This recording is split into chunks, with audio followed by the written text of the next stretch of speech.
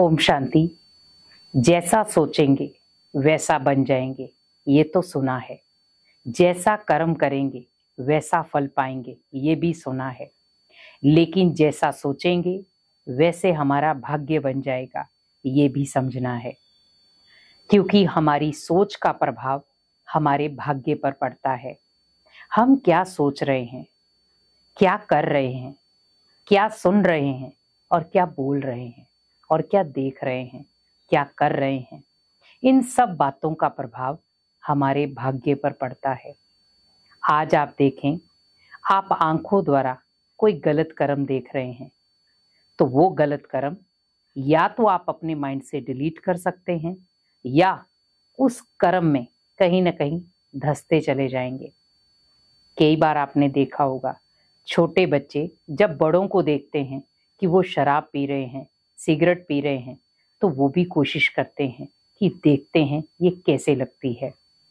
इसका मतलब उनकी आंखों ने जो देखा, माइंडसेट ने उसे अपना लिया, तो वही कर्म करना शुरू हो गए।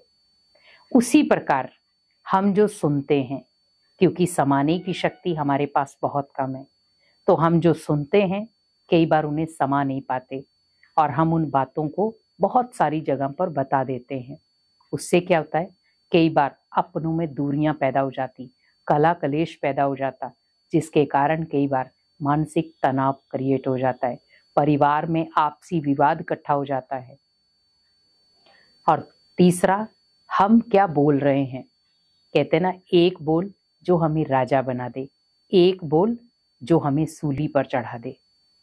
हमारे बोल में वजन होना चाहिए। बोल ऐसा हो जो दूसरों को रास्ता अच्छा दिखाए, बोल ऐसा हो जो भगवान का कार्य सिद्ध करे, बोल ऐसा हो जो दूसरों को शांति दे।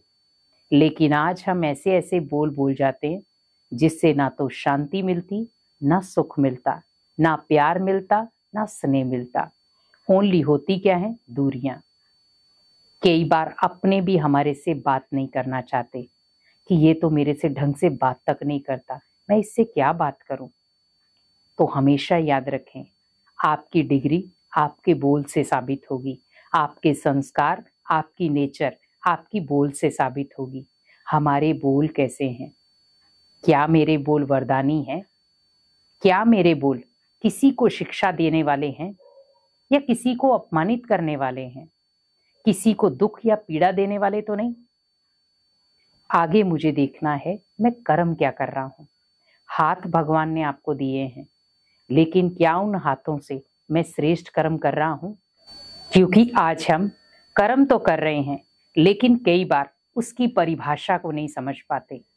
लेकिन आप ध्यान रखें, आपकी जैसी सोच होगी वैसे आपके कर्म होंगे और वही कर्म आपके भाग्य का निर्माण करेंगे।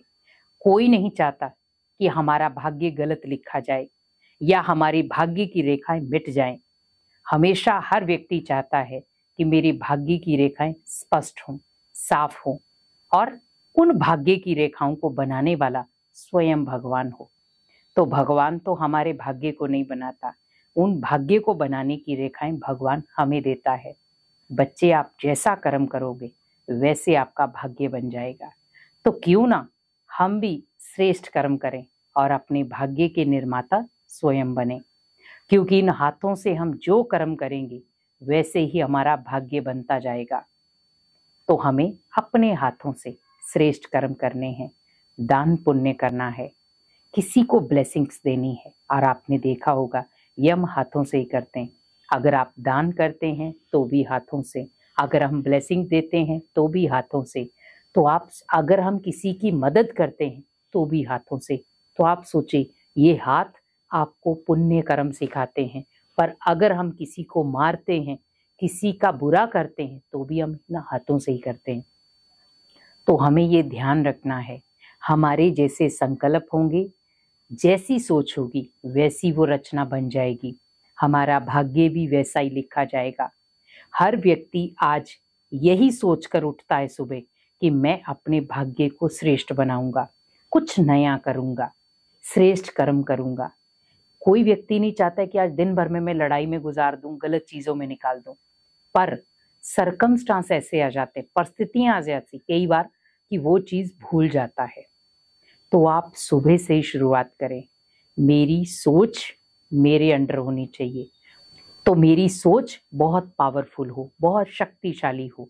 उस सोच से मुझे कई आत्माओं का भाग्य बनाना है, अनेक आत्माओं के भाग्य का निर्माण करना है। जब मेरी सोच अच्छी होगी तो जो मेरे आसपास के लोग होंगे उनका व्यवहार भी अच्छा होगा और उनकी सोच भी अच्छी होगी, क्योंकि हमारे जो संकल्प हैं, हमारी जो सोच है, कहीं ना कहीं हम अपने भाग्य के निर्माण में बाधा लाते हैं। तो बाधा ना लाकर हमें उस बंधन को काटना है। अपनी सोच को एक दायरा दो। मुझे वही सोचना है जो श्रेष्ठ है, मुझे वही करना है जो मेरे भाग्य के लिए अच्छा है, और मुझे वही बोलना है जो मेरे जीवन को एक श्रेष्ठ दर्जा दे सके। क्योंकि आज व्यक्ति अपने जीवन की वैल्यू को कम करता जा रहा है, या तो व्यवहार के कारण या बोल के कारण। तो अपने व्यवहार को आप देखें, चेक करें कि मुझे कोई भी व्यवहार ऐसा नहीं करना, कोई संस्कार ऐसा नहीं डालना है, कोई सोच ऐसी नहीं रखनी जिससे मैं सभी की नजरों में गिर जाऊं और मेरा भाग्य बिगड़ जाए।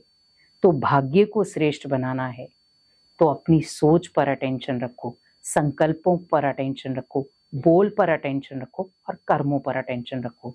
तो आपका भाग्य चमकेगा जरूर। भाग्य की रेखाओं को श्रेष्ठ बनाना है तो इन सब बातों पर ध्यान दो।